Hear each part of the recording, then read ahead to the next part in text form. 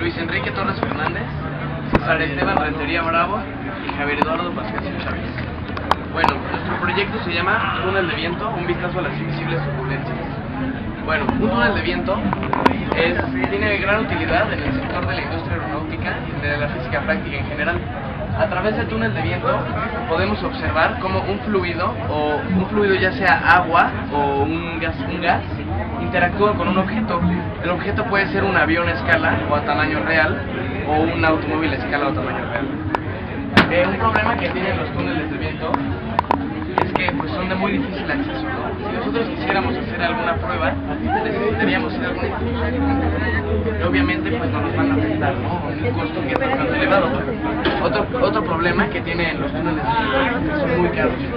Es decir, un túnel de viento profesional, aproximadamente el tamaño de un cuarto, cuesta $500,000, o sea, es muy caro. Una ventaja que tiene el túnel de viento sobre el túnel de agua es que en el túnel de viento podemos ver de manera más clara y directa estos choques que tiene el fluido, que en este caso es un gas, con el objeto.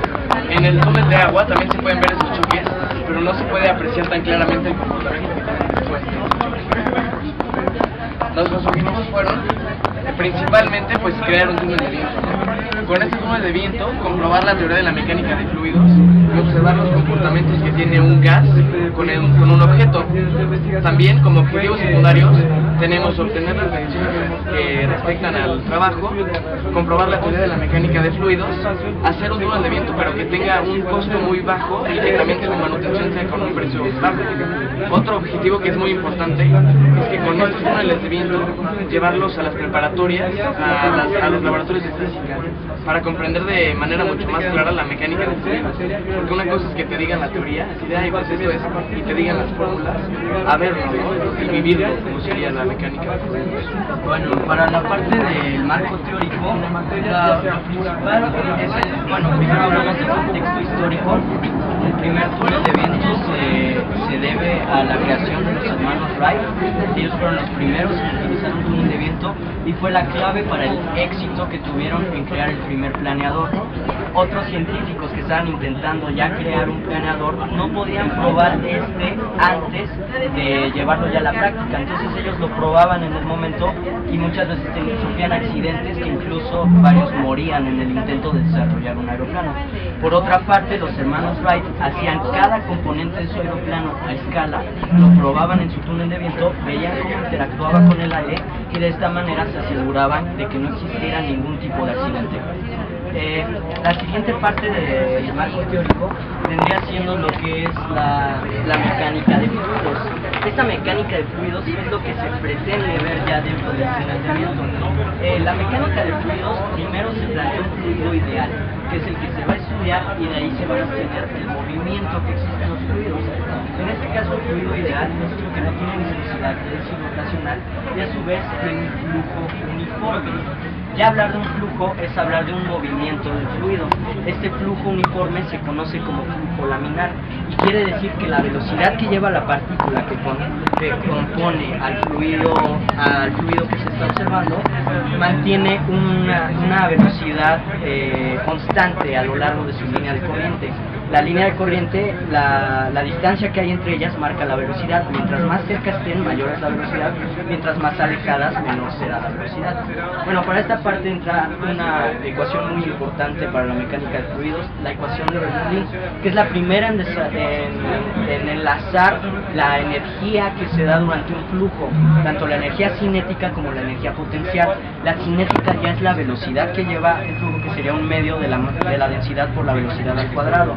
Mientras que la presión es otra energía potencial y también tenemos la energía potencial debida a la altura que pueda llevar multiplicado por la gravedad y por la densidad.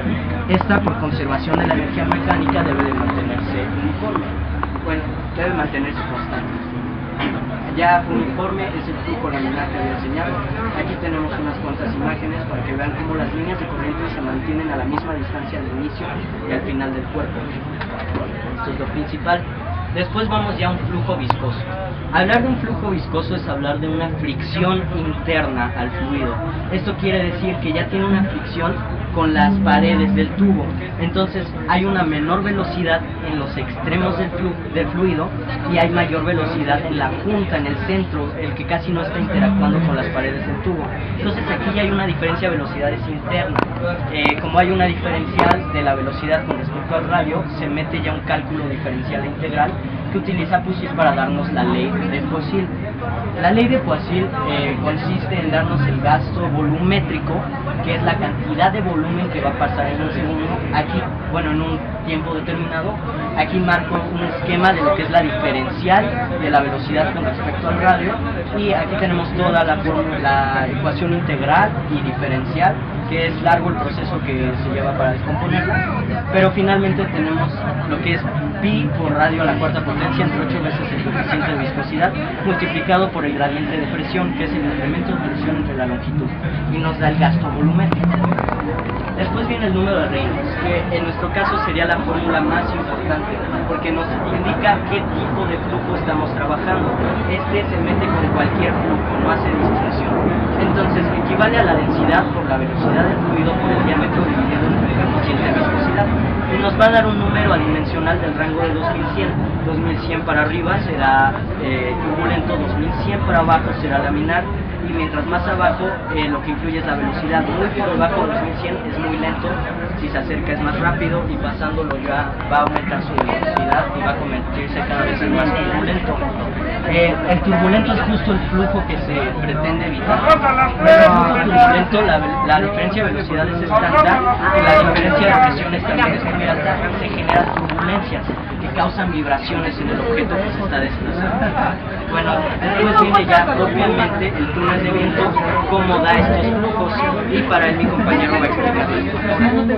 Un túnel aerodinámico, una estructura tubular en la cual se pasa un fluido, como ya había mencionado, puede ser un líquido, puede ser un gas, a una velocidad determinada para hacerlo chocar con un objeto inmóvil en la cámara de ensayo.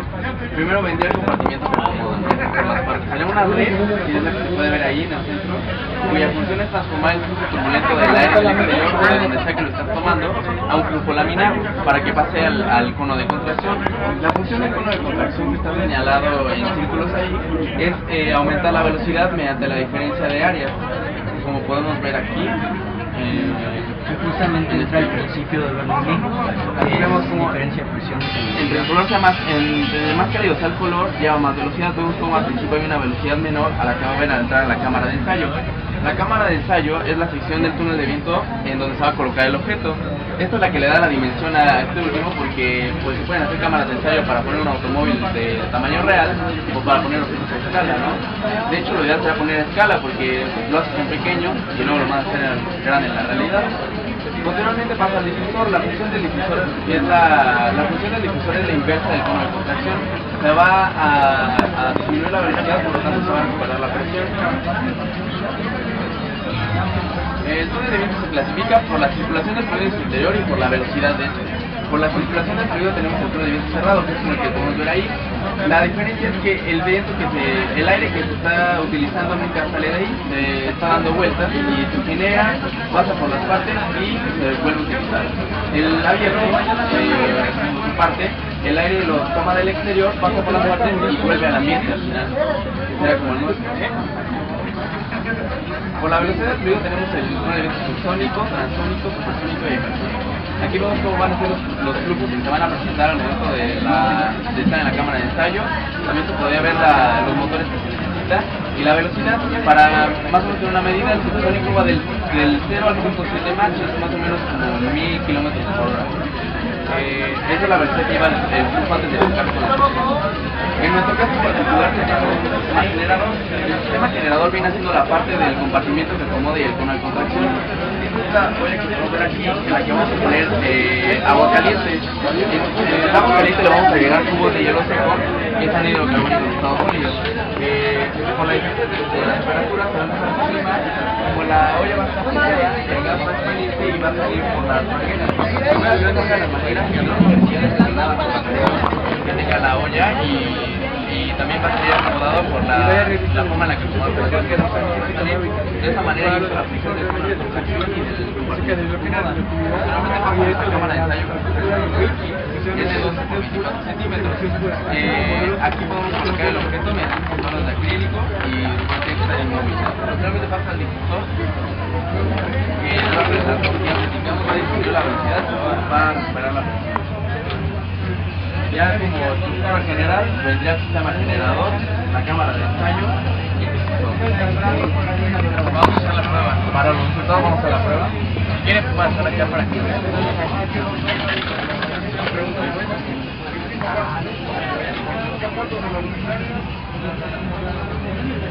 Ahí podemos ver flujos laminares. Bueno, los laminares que van a chocar con el objeto transbordador. Ahorita hay que esperar a que se estabilice tantito.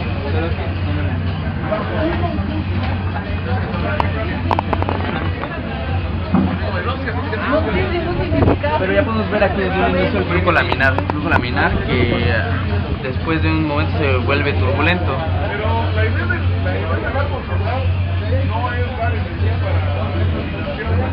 Podemos ver también cómo el flujo laminar de las mangueras centrales choca con el transbordador. El flujo se mantiene con la forma del transbordador y más o menos a la altura de la cola, a la mitad, comienza a generarse un flujo turbulento. Esto es la idea de un avión, porque las turbulencias se deben de generar después del avión, porque si no generaría una vibración y pues un accidente. También tenemos aquí unos videos. Aquí podemos ver como el flujo se está manteniendo laminar, y ya en la parte como de la cola ya se empieza a volver turbulento. Aquí están unos videos de pruebas con otros objetos. Ahí está primero una esfera.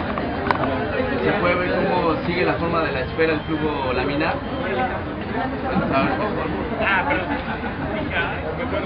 Ahí viene el flujo, ahí está el flujo laminar, va dándole la vuelta a la esfera, incluso la acompaña hasta el último pedazo y después se vuelve turbulento. Sigue viendo en los flujos de otros lados se ve el flujo laminar y luego se convierte en turbulento. En el transbordador vemos cómo el flujo se pega al transbordador en la punta y por la parte media comienza a convertirse en un flujo turbulento. La velocidad se regulaba mediante los orificios. Se puede tapar el orificio y así cambia la velocidad que va a tener de salida. Aquí vemos una velocidad bastante lenta en comparación a la que se ve en el video. Aquí se siguen viendo los choques que se están provocando y cómo la turbulencia se genera ya en la parte media final del avión. A pesar de que la velocidad es bastante mayor que aquí. Ahí se ve cómo también está recorriendo. Y luego viene la prueba con el Blackbird. Y esa se va a ver mejor aquí. Si no se ve, ahorita lo enseño. Vendría el Blackbird. Aquí es importante ver cómo el flujo laminar se mantiene como hasta el final. Al final se está abriendo, se puede ver cómo se acompaña y al final se abre. Eso nos habla de la aerodinámica de este avión, ¿no? Son objetos de escala. La escala nos dice que realmente lo que está pasando aquí en chiquito es lo que pasa en la realidad de afuera. Aquí en este objeto pues vemos como, bueno, se vio al principio cómo chocaba con la figura y pues como no es nada aerodinámica se convierte en turbulento de inmediato, pero en la llanta se ve el flujo laminar que rodea la llanta y cae. O sea, se está cumpliendo la función, se está viendo el flujo laminar y el flujo turbulento. En otras pruebas vemos también el transbordador, aquí son otras tomas y viene otra con mayor velocidad. Aquí se ve como el viento toma la figura del transbordador, lo acompaña y igualmente se rompe por aquí, pero se ve de manera clara por el contraste, como el gas acompaña al objeto, ¿no? Entonces la turbulencia se está generando al final y que es principalmente lo que estamos logrando. Bueno, esta es la primera parte de los resultados, que son las pruebas, y sin embargo en los resultados lo que tenemos que ver es cómo se cumplieron los objetivos. Bueno, la primera parte de los objetivos, voy a hablar del objetivo que era ver la mecánica de fluidos ahí, por lo que tengo aquí una tabla de resultados. La tabla de resultados que está colocada aquí, lo que va a mostrar es cómo metemos estas fórmulas al túnel de viento y obtenemos lo que es la interacción entre el fluido y el objeto. En este caso, aquí están los datos que ya conocemos. Conocemos el diámetro de los tubos, la viscosidad del hielo seco, la densidad del hielo seco, la altura que tiene nuestro túnel de viento y la diferencia de presiones que existen. Calculamos la presión con una herramienta que se llama Explorer, lo conectábamos con una manguera más y nos daba una gráfica de presión, que es esta que tenemos aquí. Ahí sacamos la diferencia de presiones. Ahí está la gráfica. Estos vienen con una herramienta de laboratorio en la cual conectas una manguera a uno de los orificios que están sobrantes y te marca la presión que se genera dentro. Después, posteriormente, metemos estos datos a la ecuación de Bernoulli, que lo que hace es nos va a dar una velocidad ideal que no contempla viscosidad. A su vez, si observaron en el video, al principio estaba colocado horizontalmente, por lo que se daba una trayectoria parabólica. Esta trayectoria parabólica aumentaba la velocidad y generaba turbulencias que no era por el objeto necesariamente, por lo que después lo colocamos verticalmente para eliminar esto. Sin embargo, el tiro parabólico nos funcionó para también calcular otra velocidad y ver que se mantuviera dentro del rango de Bernoulli para pues tener una velocidad ideal y comprobar los resultados. Después tenemos la de Fusil, que metemos ahí la ley de Fusil, que metemos los datos que tenemos aquí, y obtenemos otra velocidad que contempla ya la viscosidad, además de que obtenemos también el gasto volumétrico. Finalmente lo metemos a Reynolds, todos estos datos, y nos va a dar un número. En este caso el número de Reynolds fue de 0.524. Esto nos marca que es un flujo laminar lento, debido a lo pequeño que es el número de Reynolds, y que para que se comiencen a generar un flujo turbulento debido a la velocidad que lleva el hielo seco, se necesita una velocidad altísima, por lo que se van a evitar estas turbulencias debido a la corriente que se tiene. Es de 1247.7 centímetros sobre segundo, que pues es muchísimo, casi nunca se van a ver estas turbulencias inesperadas. Y bueno, esta es la parte de los resultados que tenemos en cuanto al objetivo de observar la mecánica de fluidos. Otro objetivo también eran los costos. Tenemos que la estructura de aquí, después de ciertas transformaciones, porque no era solo un inicio, se hizo un promedio y fueron 900 pesos de gasto, o sea, para construir lo que ven aquí. Luego vienen las mangueras, que el metro de mangueras cuesta 7 pesos, o bueno, son los costos se ocupan de 3 a 6, depende de lo que vayas a utilizar como sistema generador. También viene el kilogramo de hielo seco, que cuesta 30 pesos el kilo, se necesitan 2 para hacer una prueba buena. Entonces eso da un total de 995 en la primera prueba. Serían 60 pesos por prueba, y si lo comparas con los precios que se manejan en la industria, o si tú vas a una institución a que te preste un túnel de viento, pues es una diferencia enorme. Tenemos que, había leído un dato que en Inglaterra prestaban un túnel de viento, Honda prestaba un túnel de viento, obviamente profesional, era casi que un edificio para el túnel de viento, pero eran 2.400 libras la hora. Entonces, en realidad, si nuestro objetivo es llevar esto a un nivel bachillerato y comprobar la mecánica de fluidos que se está comprobando mediante la sustitución de estos datos en las fórmulas, pues es un precio bastante bueno como para ponerlo en cualquier escuela de nivel bachillerato, tenerlo y programarlo como una práctica más, porque en realidad en la preparatoria ves las fórmulas, ves los números, pero en realidad nunca lo ves reflejado en algo, y pues eso es una forma de ver los resultados, ¿no? De ver los flujos, de verlo invisible. Por eso un vistazo a las emisiones turbulentas. Muy bien.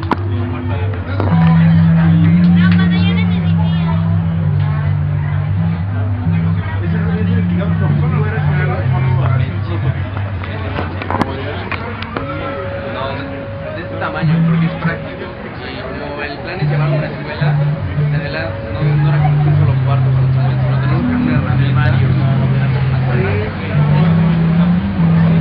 Eso sería un primer paso, porque aquí lo principal es la idea del sistema generador. Esto reduce mucho los costos porque no se utiliza la turbina que se ocupa, además de la electricidad que ocupa la turbina. Entonces, una vez que ya tenemos esta idea, podemos llevarlo a una escala más grande para que se puedan utilizar modelos más grandes y se vea de mejor manera. También el sistema generador se puede ampliar, se puede utilizar más cantidad de hielo seco, más mangueras y pues ver un objeto mucho más grande.